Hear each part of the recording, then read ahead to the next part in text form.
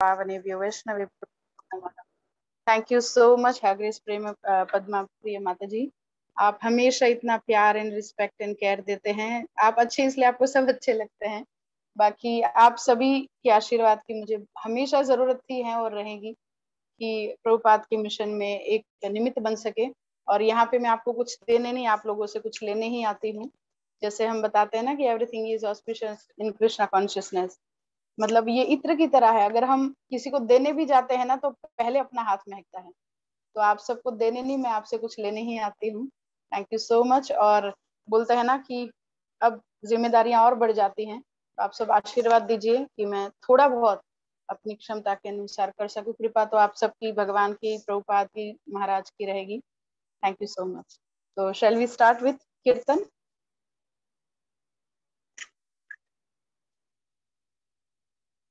नमो विष्णुपदाय कृष्णपृष्ठाय भूतले श्रीमते भक्तिवेदान्त स्वामी इति नामिने। नमस्ते सरस्वते देवे गौरवाणी प्रचारिणे निर्विशेष शून्यवादी पाश्चात्य दिशतारिणी।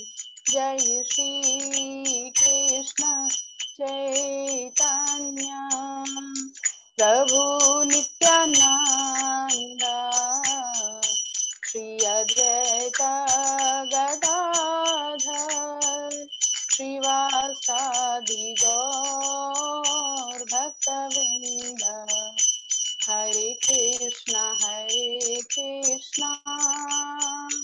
कृष्णा कृष्णा हरे हरे हरे राम राम राम हरे हरे हरे कृष्णा कृष्णा कृष्णा हरे हरे हरे राम राम राम हरे हरे। राधा श्याम सुंदर राधा श्याम सुंदर राधा श्याम सुंदर राधे राधा दामोदर राधा दामोदर राधा दामोदर राधे कृष्ण बलराम कृष्ण बलराम जय जय वृंदावन धाम। जय जय प्रभुपाद जय जय प्रभुपाद। जय जय गुरुदेव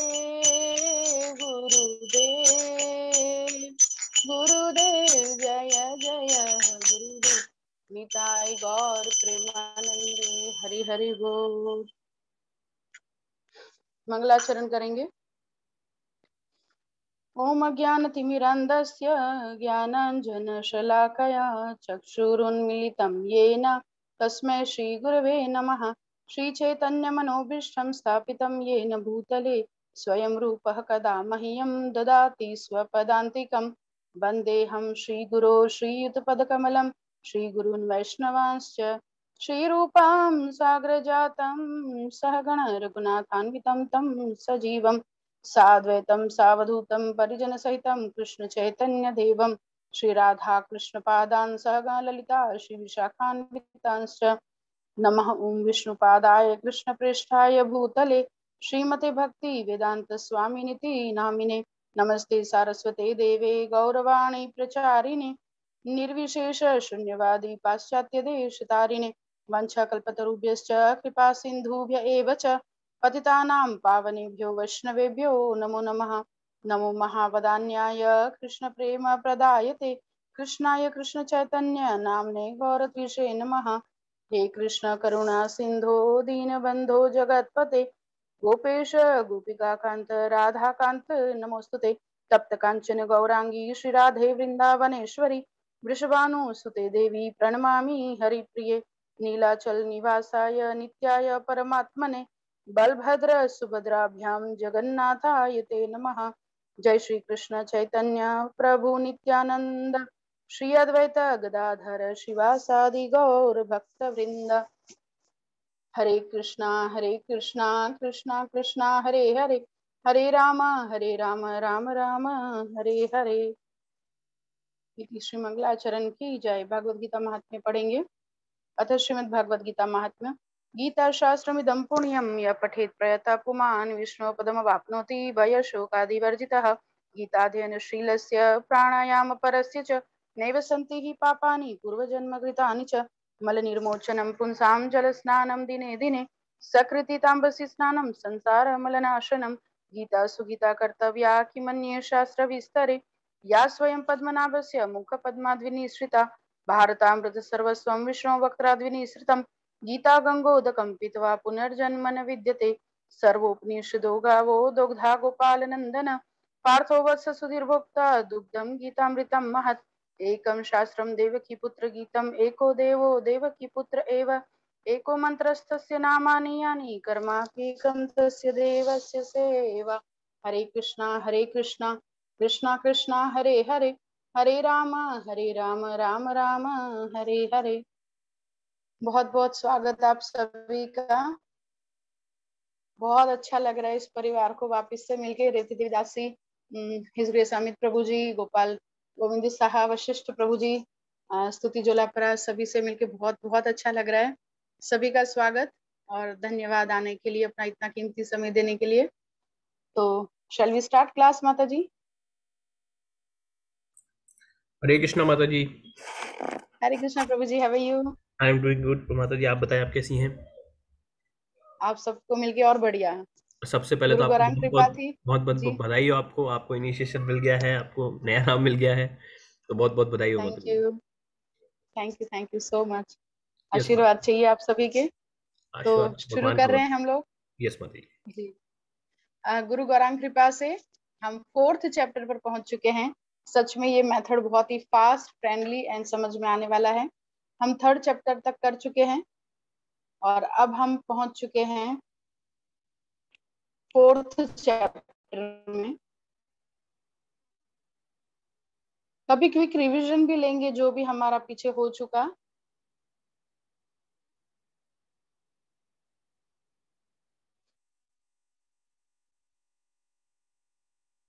भगवद गीता यथारूप 1881,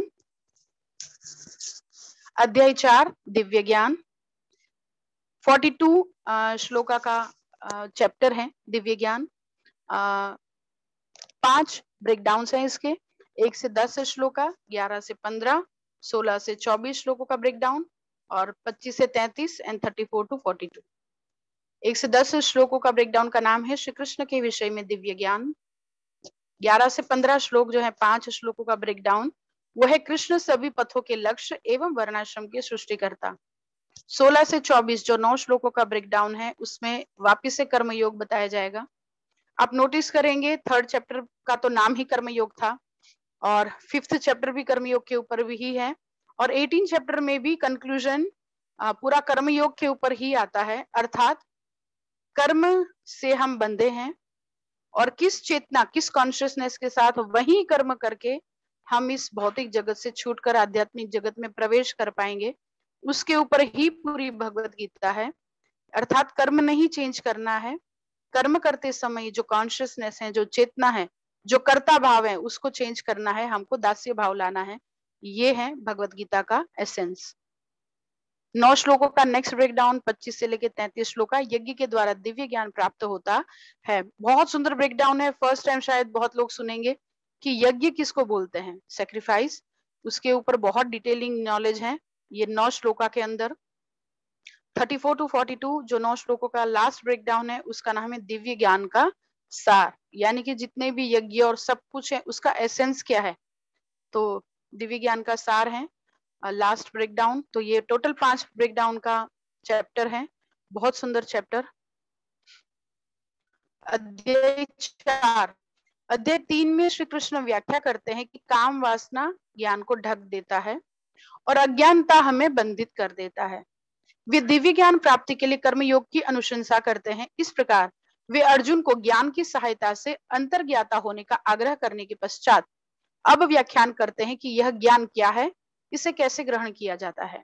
तो ये 4th चैप्टर का शॉर्ट में 4 लाइन में बताया गया है कि अध्याय 3 में भगवान ने लास्ट में क्या बताया था कि काम वासना और क्रोध से सावधान, है ना। तो काम वासना जो डिजायर है, यहाँ पे काम वासना को लस्ट नहीं लेना है।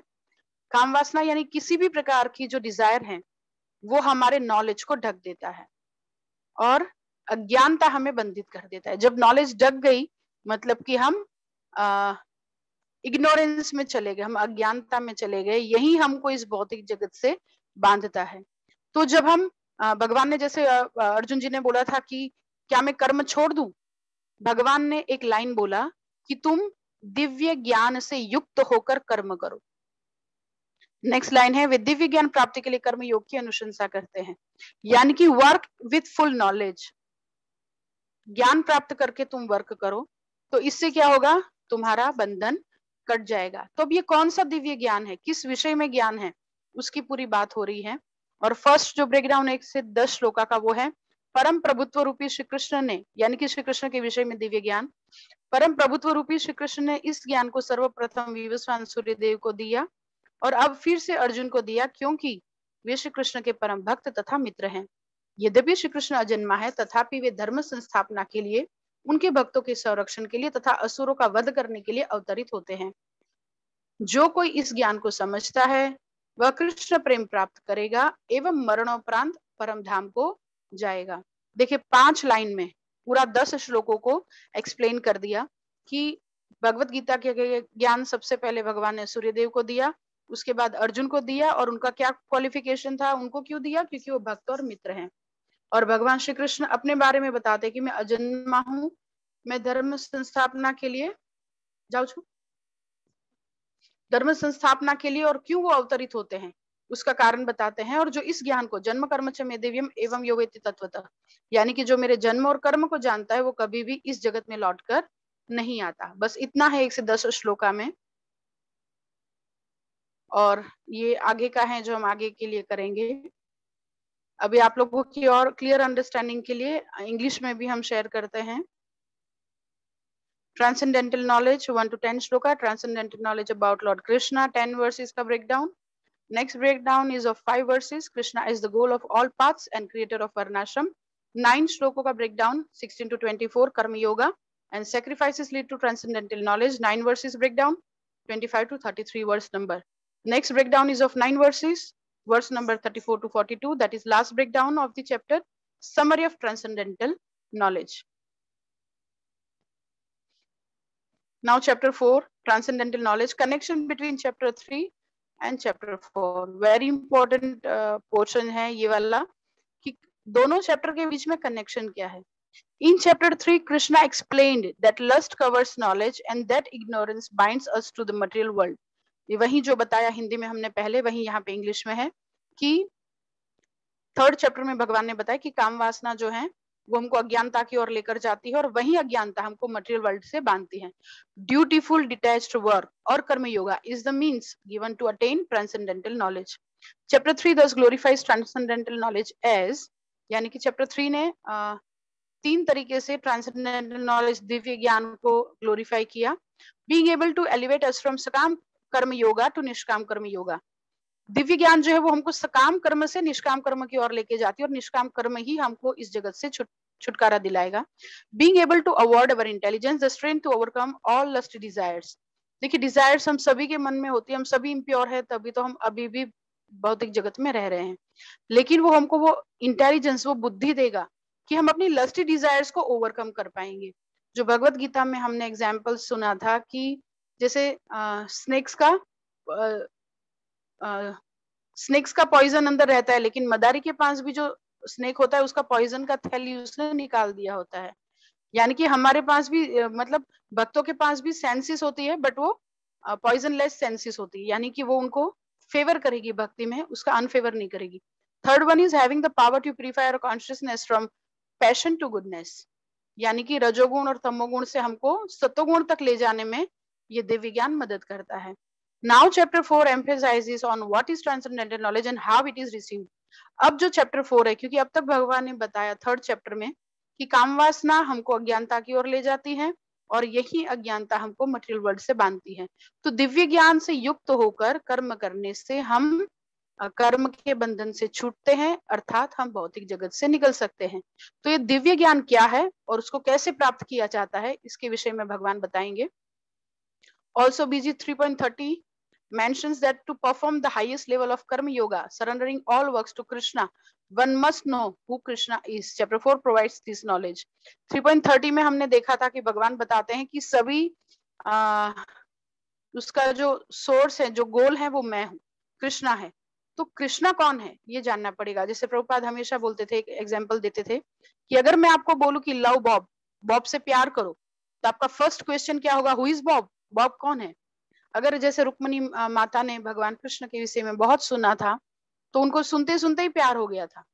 उस प्रकार से अगर हम भगवान के विषय में जानेंगे, अगर हम भगवान के विषय में सुनेंगे, तो हमको उनसे भी प्यार हो जाएगा। अभी तक हम भगवान के प्रभाव को जानते हैं कि भगवान ये हैं, भगवान वो हैं, भगवान की मर्जी के बिना पत्ता भी नहीं हिलता, भगवान ईश्वर हैं, मतलब कृष्णा ईश्वर हैं, लेकिन हम उनके स्वभाव को नहीं जानते हैं, इसलिए हमको भगवान से प्रेम नहीं है।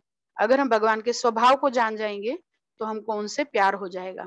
तो चैप्टर 4 जो है वो यही नॉलेज देता है कि भगवान कृष्ण के लिए ही सारे कार्य क्यों होने चाहिए।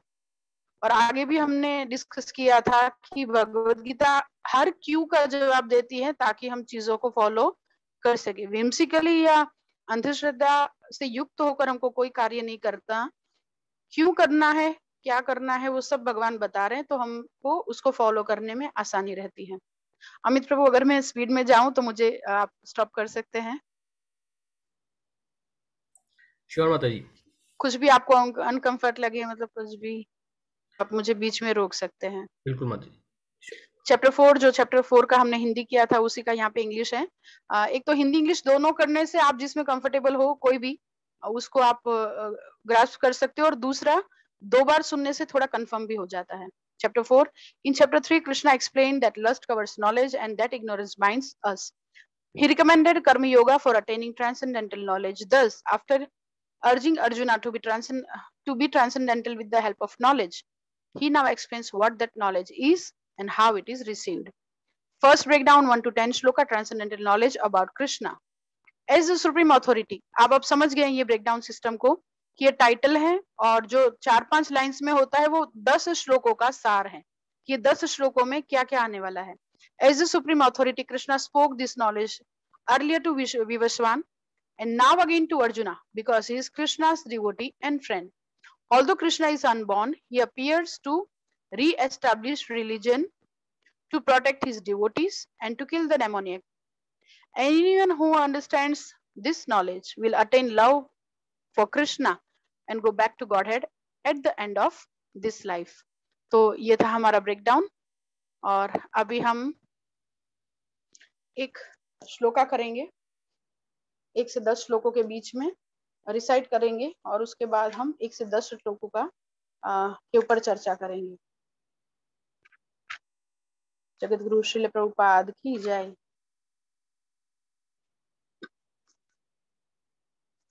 Second number shloka, Bhagavad Gita second number shloka. एवं परंपरा प्राप्तिम इमं राजर्षयो विदुः सकालेन महता योगो नष्टः परन्तप। अब आप में से कोई ट्राई कर सकते हैं।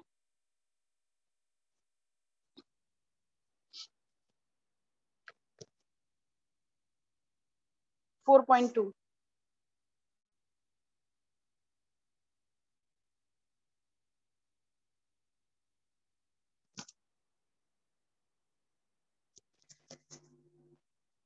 ट्राई करना है हमको। 4.2 आप में से कोई एक भी कर दे तो हम आगे बढ़ते हैं। Fourth chapter second. एवं परंपरा प्राप्तम् इमं राजर्षयो विदुः सकाले नेह महत्ता योगे नष्ट परन्तप। हरि बोल। Thank you so much Rosy and welcome.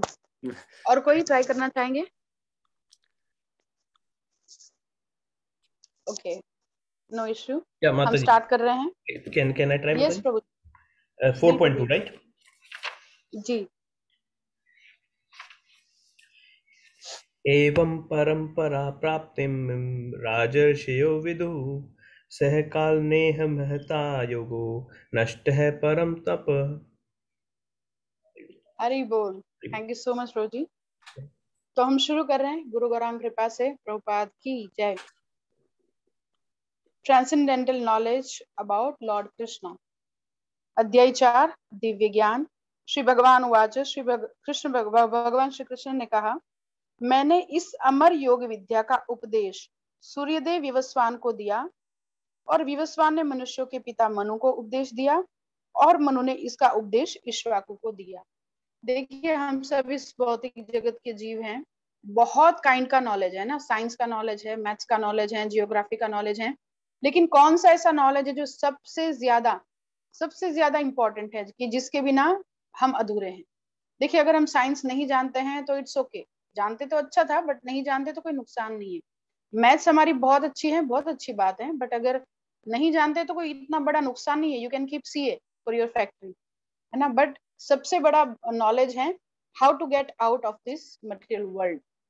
अगर हम कुएं में गिरते हैं तो कुआं कितना गहरा है, कुएं में कितनी ईंटें लगी हैं, पानी कितना ज्यादा है, उसमें मगरमच्छ है कि नहीं, ये सारा नॉलेज होना नहीं होना की कोई मतलब नहीं है।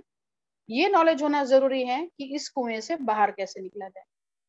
तो इस कुएं से बाहर निकलने का मतलब जो हाईएस्ट नॉलेज है, जो प्रभुपाद एक सिंपल एग्जांपल से देते थे, एक वैज्ञानिक या कोई फॉरेनर का, एक नाविक के साथ, कि तुम मोबाइल नहीं जानते, तुम लैपटॉप नहीं जानते, तो वो बोलते हैं नाविक को, तुम्हारी तो 25% पानी में गई। मैं शॉर्ट में बता रही हूँ क्योंकि ये एग्जाम्पल बहुत कॉमन है इस्कॉन वासियों के लिए। तो उसमें फिर वो बताते हैं कि तुम्हारी 25% पानी में गई, 50% गई, 75% गई।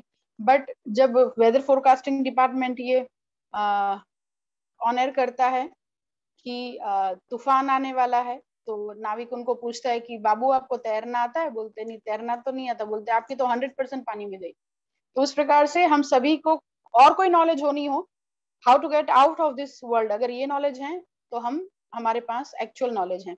तो भगवान उस नॉलेज की बात कर रहे हैं कि ये योग विद्या का उपदेश सबसे पहले सूर्य विवस्वान को दिया, और विवस्वान ने मनुष्यों के पिता मनु, जिसके ऊपर से ही मनुष्य नाम आया है, तो उसको दिया। और अल्टीमेटली जो मनु है वो मनुष्य जाति के राजा माने जाते हैं, तो ये राजाओं को ही दिया। और विवस्वान सूर्य कौन है? नेत्र है। तो सेंटर ऑफ द यूनिवर्स है सूर्य। तो जब भी हम कोई चीज को सेंटर में, वर्लपूल जो बोलते हैं, अगर सेंटर में हम डालते हैं तो कोने कोने तक जाती है।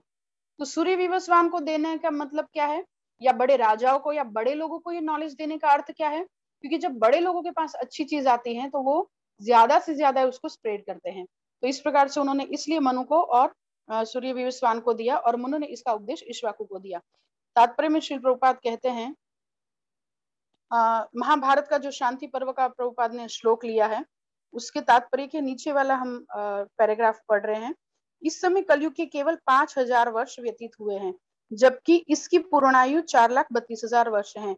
इसके पूर्व द्वापर यानी कि 8 लाख वर्ष था, और इसके भी पूर्व त्रेतायुग 12 लाख वर्ष का था। इस प्रकार लगभग 20,05,000 वर्ष पूर्व मनु ने अपने शिष्य तथा पुत्र इक्ष्वाकु से, जो इस पृथ्वी के राजा थे, श्रीमद् भगवद गीता कही। तो ये राजाओं को कहने की, ये राज विद्या राजगुह्यम यानी कि मोस्ट सीक्रेट नॉलेज है, जो 9th चैप्टर में भगवान बताएंगे।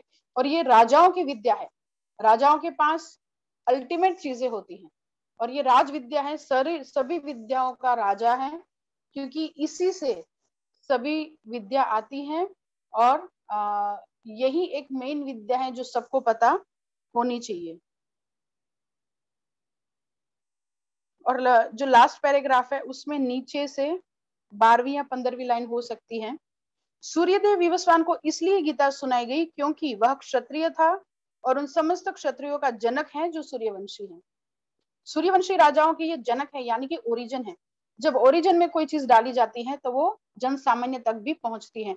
और यथा राजा तथा प्रजा, जो प्रजा होती है वो राजा के मूड की होती है। तो अगर प्रजा को बदलना है तो राजा को बदलना होगा। इसलिए अगर कोई घर में चाहता है कि मेरे घर में भक्ति आए, तो सबसे पहले हेड को मनाना चाहिए। जो भी अब जैसे पुरुष घर का हेड है, तो भले अब जैसे माताएं बोली होती हैं, वो लोग उनको खाली ये बोल दो आपकी साड़ी का कलर अच्छा है, वो कीर्तन में बैठ जाएगी। बट प्रभु लोग बहुत जल्दी से हाथ में नहीं आते हैं, वो लोग लॉजिकली भी टेस्ट करते हैं कि क्या यहाँ पे सही है गलत है, उसके बाद वो लोग बैठते हैं। तो अगर भले थोड़ा सा टाइम लगेगा, अगर 1 साल में एक माता जुड़ती है तो प्रभु शायद 3 साल में जुड़ेंगे, लेकिन वो जब जुड़ेंगे तो कभी पीछे नहीं हटेंगे। तो इस प्रकार से घर का मुखिया अगर भक्त बनता है तो फिर बाल बच्चे सभी, और खासकर जैसे अमित प्रभु को मैं देख रही हूँ, भावग्री गोविंद प्रभु जी को मैं देख रही हूँ, इस एज में जब आप लोग भक्ति में जुड़ते हैं तो आप 3 पीढ़ी को कवर करते हैं, क्योंकि आप घर में गृहस्थ हैं, आपके बच्चे हैं छोटे, आप उनको भक्ति दे सकते हैं। आपके बड़े बूढ़े घर में हैं, भले हो सकता है कि उनको इस्कॉन की शिक्षाएं समझ में नहीं आए, उन्होंने बचपन से किसी ने कोई राम भक्त रहा होगा, कोई शिव भक्त रहा होगा, लेकिन आप उनका बेटा या बहू होने के नाते उनको एक्सप्लेन कर सकते हैं। तो अल्टीमेटली 3 पीढ़ियां कवर हो जाती हैं। और जब बहू घर में भोग लगाती हैं तो सास चाहे नहीं चाहे वो खाती तो प्रसाद ही है। तो इस प्रकार से 3 पीढ़ियां कवर होती हैं। तो कहीं पे भी अगर आप देखते हैं तो अगर हेड को भक्त बनाया जाए तो उनके नीचे वाली प्रजा के लिए बहुत आसान हो जाता है नियमों का पालन करना या भक्ति में आगे बढ़ना। तो सूर्य विवस्वान को इसलिए सुनाई गई। लास्ट 4 लाइन्स हम पढ़ रहे हैं इसी श्लोका की। संसारी तार्किक जन अपनी अपनी विधि से गीता के विषय में चिंतन कर सकते हैं, किंतु यह यथारूप भगवत गीता नहीं है। अतः भगवत गीता को गुरु परंपरा से यथारूप में ग्रहण करना चाहिए। यहाँ पर यह वर्णन हुआ है कि भगवान ने इसे सूर्यदेव से कहा, सूर्यदेव ने अपने पुत्र मनु से और मनु ने अपने पुत्र इक्ष्वाकु से कहा। तो इस प्रकार से गुरु परंपरा से ज्ञान आगे बढ़ता है। उसको भगवान सेकंड श्लोका में भी कंफर्म कर रहे हैं। इस प्रकार यह परम विज्ञान गुरु परंपरा द्वारा प्राप्त किया गया और राजर्षियों ने इसी विधि से इसे समझा, किंतु कालक्रम में यह परंपरा छिन्न हो गई, अतः यह विज्ञान यथारूप में लुप्त हो गया लगता है। अब भगवान ये बता रहे हैं कि जब मैंने सूर्य विवस्वान को बताई तो अब तुमको कहने की क्या जरूरत है। अर्जुन जी को वापस से भगवत गीता सुनाने जा रहे, तो पहले तो ये बता रहे हैं कि ये कोई नया ज्ञान मैं तुमको नहीं दे रहा हूँ, ये वही नॉलेज है जिससे जो सदियों से चला आ रहा है, जो युगों से चला आ रहा है। अब जैसे बताएं कि अगर पंखा छत पे अच्छा घूमता है, अच्छा कैपेसिटी से कार्य देता है, चाहे यूएस में हो चाहे इंडिया में हो, पंखा आपने छत पे ही देखा होगा। अब नई बहू आके ये बोले कि नहीं मैं तो साइड में से घुमा के देखूंगी या तो मैं तो फ्लोर से पंखा घुमा के देखूंगी, तो उसका जरूरत नहीं है, क्योंकि ये प्रूव्ड नॉलेज है। पंखा छत पे ही अच्छी हवा देता है। तो ये 100 साल पहले भी वही था, 50 साल पहले भी वही था, और 50 साल के बाद भी छत पे ही पंखा लगेगा। तो इस प्रकार से जो प्रूव्ड नॉलेज है, जो असरकारक नॉलेज है, वो भगवान बता रहे हैं कि इसमें कोई जोड़ तोड़ करने की जरूरत नहीं है, चाहे समय कितना ही बदल जाए। तो मैंने ये पहले सूर्य विवस्वान को कही थी, और यही नॉलेज अपने आप में इतनी परिपूर्ण है कि इसमें कुछ जोड़ने तोड़ने की कोई जरूरत नहीं। और ये हर काल में, चाहे आप यूएस में हो, चाहे आप इंडिया में हो, चाहे आप बच्चे के शरीर में हो, चाहे आप बूढ़े के शरीर में हो, चाहे आप यूथ में हो, आप किसी भी परिस्थिति में, आप किसी भी चोले में हो, आप पुरुष के चोले में हो, आप स्त्री के चोले में हो, आपका कल्याण हो सकता है। ये भगवान यहाँ पे बता रहे हैं। और इसको प्राप्त कैसे करना है? गुरु परंपरा से। फिर भी ये छिन्न कैसे हो जाता है? कोई भी नॉलेज कंटेमिनेटेड कैसे हो जाता है? जैसे जिस पात्र में उसको भरते हैं, अगर उस पात्र में, जैसे गन्ने का जूस हमने एक ऐसे पात्र में भरा जिसमें पहले इमली रखी थी और उसको धोया नहीं गया, तो इस प्रकार से सबने अपने अपने मत उसमें ऐड होते गए, और इस प्रकार से ये इसकी ओरिजिनलिटी जो है वो कहीं ना कहीं डिस्टर्ब हो गई, तो ये छिन्न हो गया।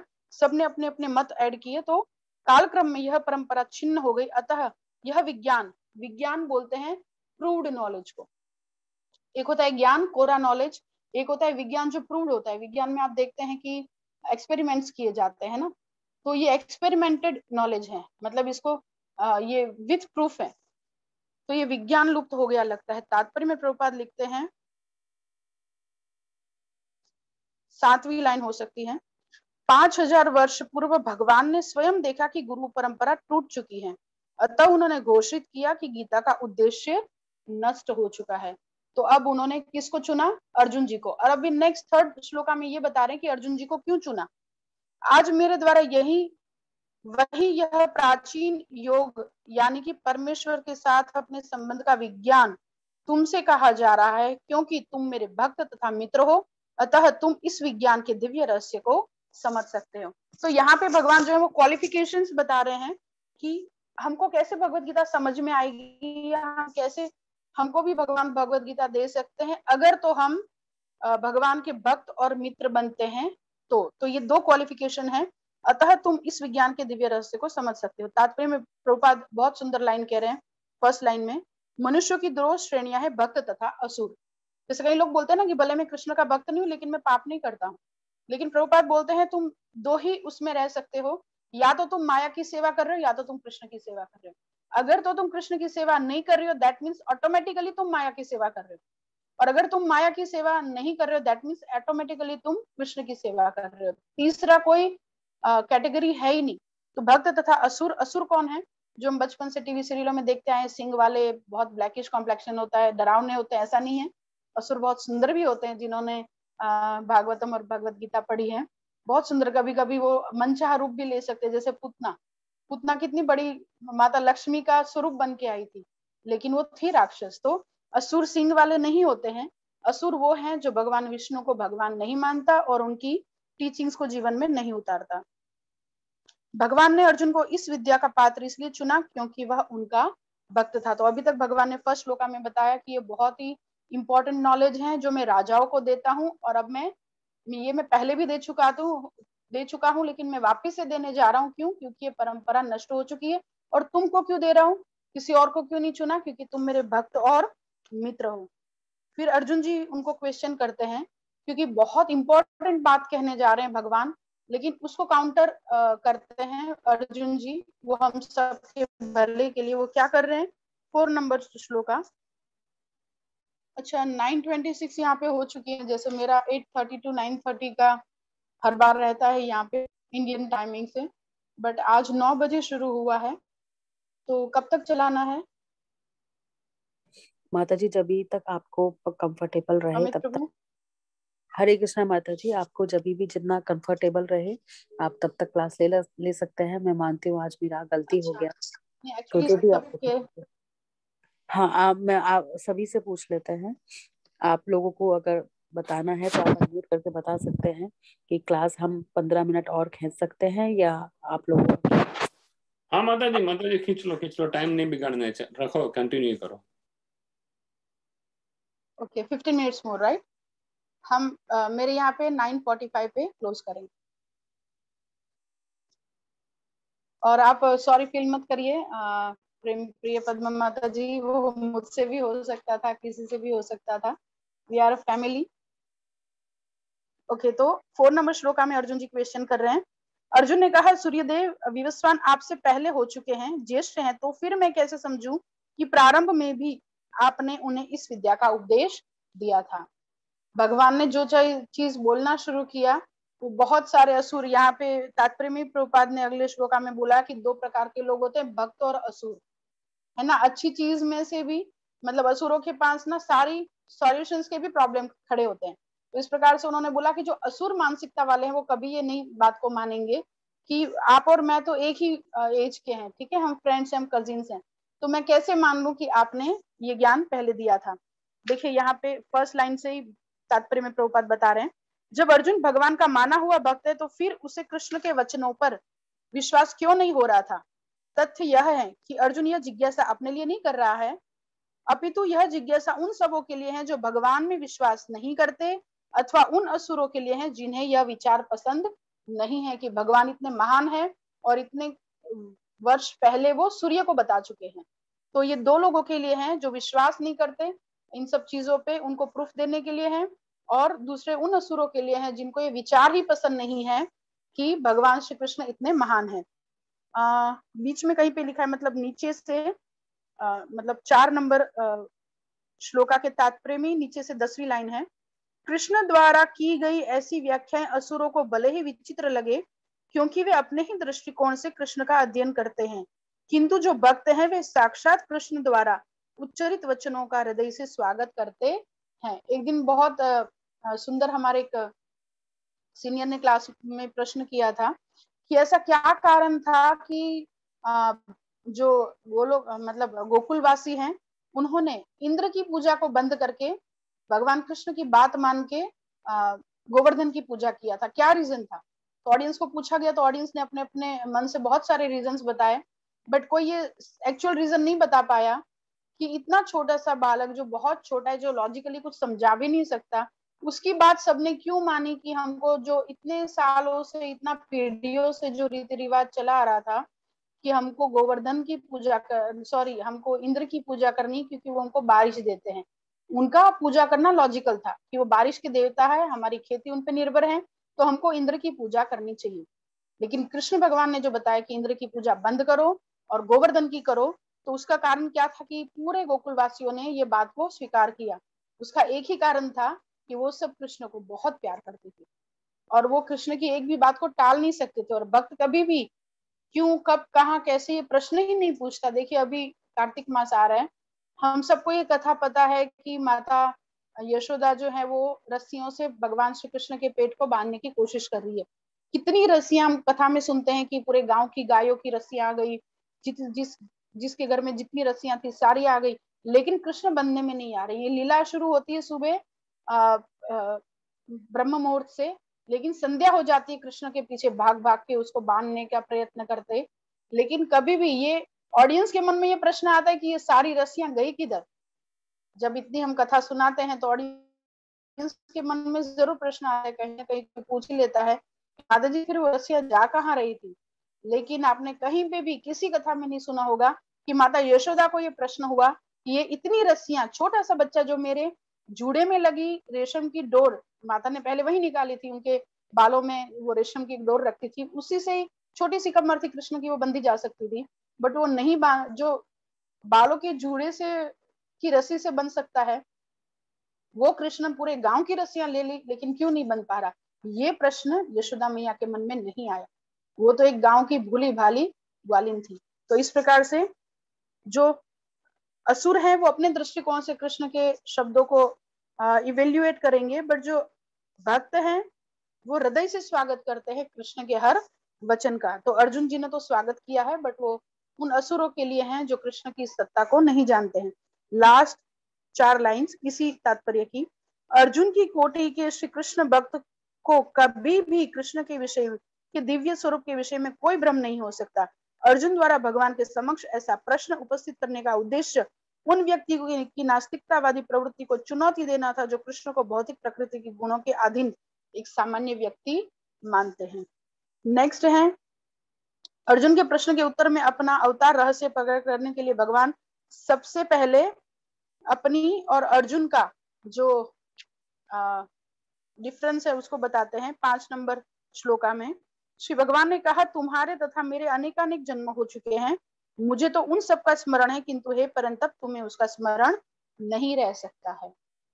क्योंकि भगवान जो है वो जब अवतरित भी होते हैं तो अपनी योग शक्ति के अंतर्गत वो अवतरित होते हैं, और वो योग माया को ये बोलते हैं कि मुझे भुला देना कि मैं भगवान हूँ, नहीं तो वो बाल लीला का आनंद नहीं कर सकते। उनको बोलना पड़ता है योग माया को कि मुझे भुला देना कि मैं भगवान हूँ। और हम तो ऑलरेडी बद्ध जीव हैं, तो हम तो जन्म लेते ही सब कुछ भूल जाते हैं।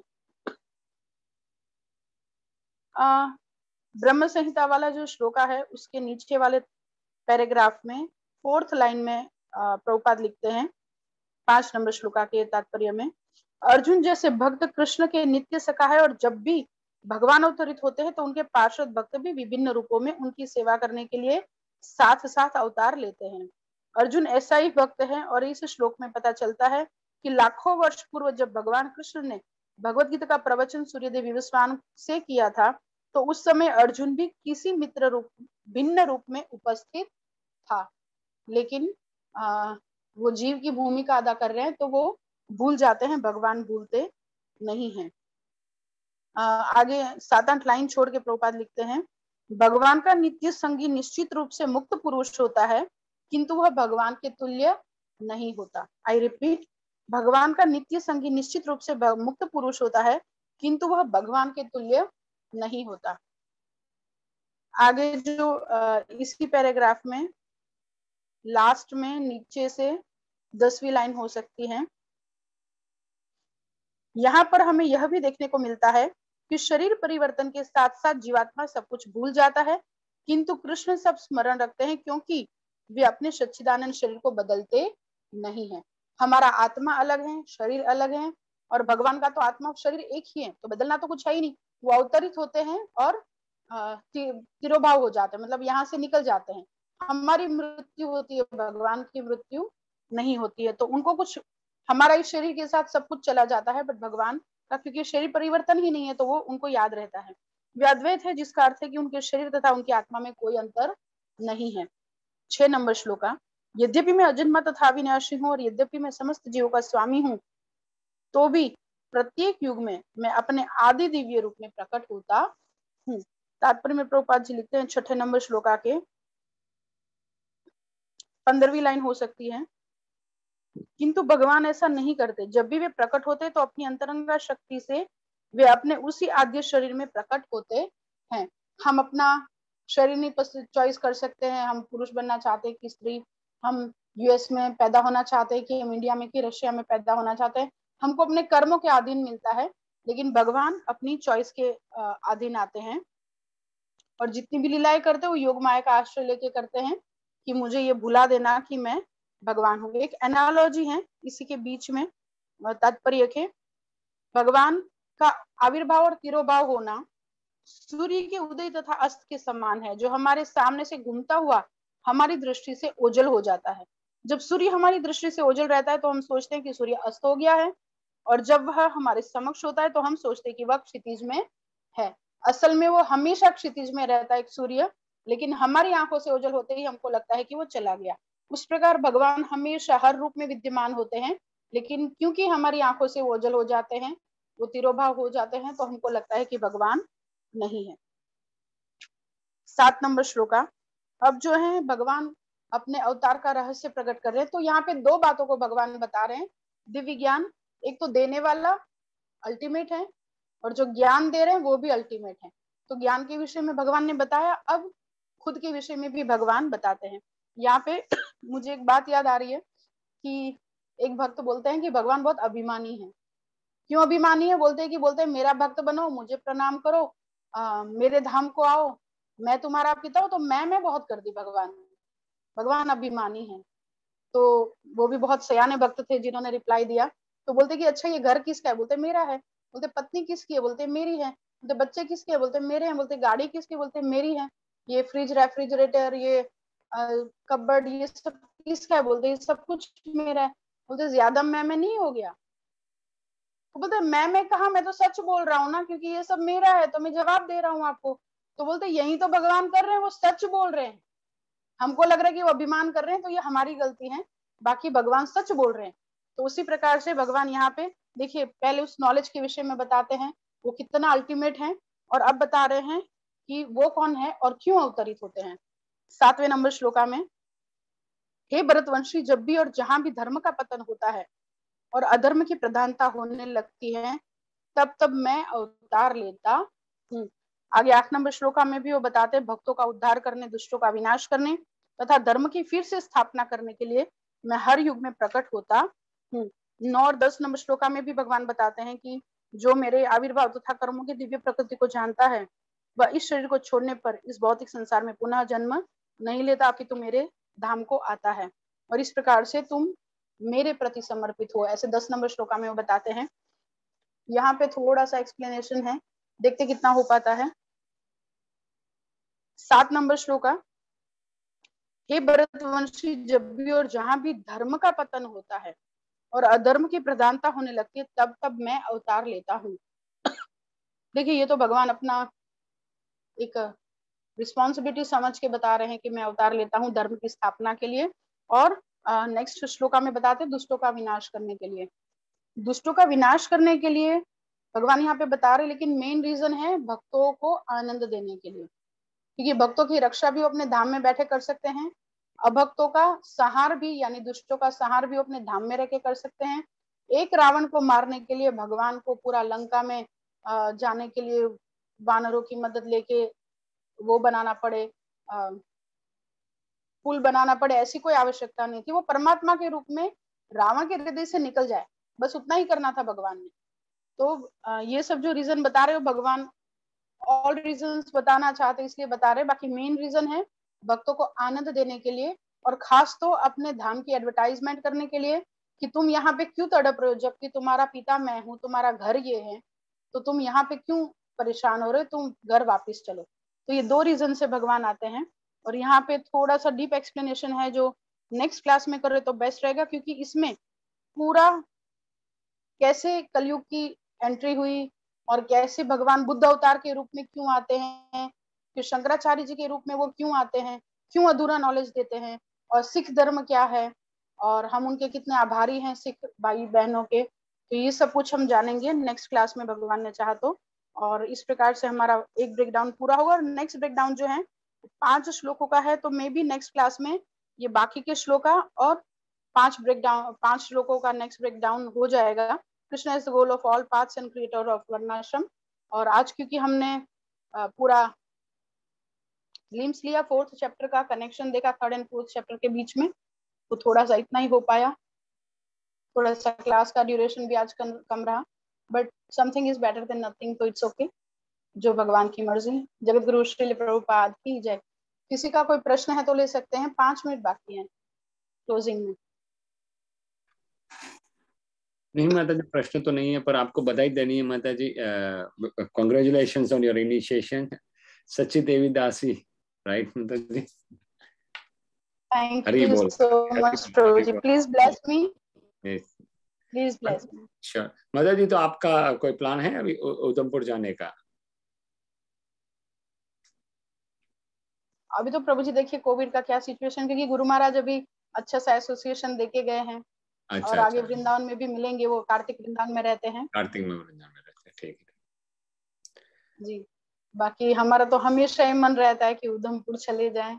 आप भी कभी विजिट जरूर करिएगा प्रभु जी, मैं बहुत मैंने अच्छा सुना है। बहुत अच्छा टेम्पल है, एटमॉस्फेयर बहुत अच्छा है वहाँ का, टेम्पल भी बहुत अच्छा है, मैंने सुना है। बहुत बहुत अच्छा। ठीक है, ठीक है।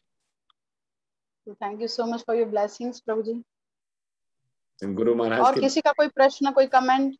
जी प्रभु जी, क्या बता रहे थे? मैंने बोला गुरु महाराज की ब्लेसिंग है माता जी, हमारा कहाँ ब्लेसिंग है। हम तो ब्लेसिंग के ही चाह में रहते हैं कि कब हमें ब्लेसिंग आशीर्वाद मिल जाए, वही हमारी चाह रहती है। आप जैसे भक्त और गुरु महाराज की कृपा रहे बस।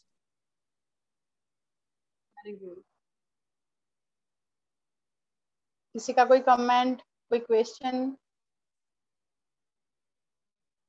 अब ब्रेकडाउन सिस्टम प्रभु जी समझ में आ रहा है ना? यस माता यस माता जी। फर्स्ट सेकंड चैप्टर तक थोड़ा सा कंफ्यूजिंग लगता है, और इसलिए हम कोशिश करते हैं कि एक ब्रेकडाउन एक क्लास में खत्म हो ही जाए, ताकि next breakdown mindset next class में हो। लेकिन आगे चल के ऐसा कभी होता भी है कि नेक्स्ट क्लास में हमको कंटिन्यू करना पड़े, तो समझ में आ जाता है कि हाँ this is breakdown and we are going with this bunch of verses. Yes Revati Devi Dasi, thank you so much for your smiling face. हमेशा अच्छा लगता है आपको देखना। खूब बधाई हो माता जी, खूब बधाई हो इनिशिएटिव की। हरे कृष्ण माता जी। Thank you thank you. आप सबके ब्लेसिंग से हुआ, आगे भी ब्लेसिंग्स चाहिए। ओके तो क्लोजिंग टाइम। अमित प्रभु जी कुछ आप बताना चाहेंगे? आप क्लोज करिए। एंड बहुत बहुत धन्यवाद सभी का इतना कीमती समय देने के लिए। भगवान ने चाहा तो नेक्स्ट क्लास में मिलेंगे, 4th चैप्टर फर्स्ट ब्रेकडाउन को आगे लेके जाएंगे। थैंक यू वेरी जी मच प्रभु जी, ओवर टू यू। या थैंक यू वेरी मच माता जी फॉर द वंडरफुल क्लास। और जो मोस्ट इंपॉर्टेंट चीज़ जो मेरे पर्सपेक्टिव से मुझे सबसे अच्छी लगी वो था आपका 3rd और 4th का connection between chapter 3rd and chapter 4th। And then you give couple of examples related to that boat one, that नाव वाला, कि आपको तैरना आता है कि नहीं आता, नहीं तो आपकी नैया तो वैसे ही डूब जाएगी। तो एक वो एग्जांपल बहुत अच्छा था। मतलब उससे सीखने की वाली बात है कि हम लोग बाकी चीज़ों को छोड़ के हम लोग मेन मुद्दे की बात पे या मेन उद्देश्य जो हमारा पर्पस है उस पर कंसंट्रेट करें, उसको फोकस करें तो ज़्यादा बेटर है, इधर उधर की बातें नहीं करके। और दूसरी चीज़ जो आपने अभी लास्ट में बताया एक एग्जांपल कि it slipped from my mind, but yeah both the examples are very good। और like इससे थोड़ा सा easy और helpful हो जाता है माता जी समझने के लिए, अगर इंटरेक्टिव होता है सेशन तो, और एग्जांपल्स के द्वारा बहुत ज़्यादा इंटरेक्टिव हो जाता है सेशन। तो थैंक यू वेरी मच प्रभु जी, माता जी thank you very much. Hari बोल। Thank you so much. और लास्ट में जिसको हम क्रीम ऑफ क्लास बोलते हैं ना, जिसमें आप लोग कुछ कुछ व्यूज अपने रखते हैं, उससे एक्चुअली रिवीजन हो जाता है। राइट माता जी। तो आई रिक्वेस्ट लास्ट में, इसीलिए मैं 5-10 मिनट बचाना चाहती हूँ हमेशा, कि आप लोगों से कुछ सुनने को मिले, नहीं तो पता चला मैं बोल रही हूँ और आप लोग सो गए हैं।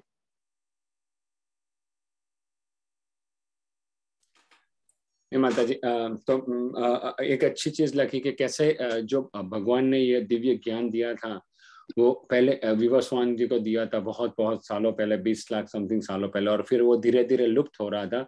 पर फिर जब उन्होंने ये फिर से ज्ञान दिया, और जैसे जब कोई राजा होता है वो जब ज्ञान देता है तो प्रजा, जैसे प्रेसिडेंट अगर कुछ करता है तो एवरीबडी फॉलोज, तो एक फॉलो करते हैं, तो वो भी बहुत अच्छी चीज है। तो ये बहुत जरूरी है। और कैसे कि भगवान आते हैं, और आपने एक अच्छा सवाल देखा, मैं करते भगवान अभिमानी हो गए, तो भगवान अभिमानी नहीं है, सच में सब कुछ भगवान का ही है, हमारा तो कुछ है नहीं, और हमारा जो कुछ है वो यहीं रह जाने वाला है। तो और भगवान जब आते हैं तो वो धर्म की ग्लानि हो जाती है तब आते हैं, ऐसा नहीं है। पर एक्चुअल भगवान का आने का कारण यही है कि भक्त को आनंद देने के लिए आते हैं, वही उनका मेन कारण है। वरना अगर ये दुष्टों का नाश करना होता तो भगवान वहां बैठे भी कर सकते हैं, पर ये भगवान आता है क्योंकि यहाँ पे लीला होती है, और वो लीला जो गोलोक में नहीं होती, तो ऐसी लीला होती है, तो हम वो लीला का ज्ञान करते हैं और ऐसे जूम पे मिलते हैं, तो इसीलिए आते हैं भगवान। तो ये बहुत सुंदर अच्छी तरह से आपने समझाया। सो स्वीट, बहुत अच्छा रिवाइज करवाया आपने प्रभु जी।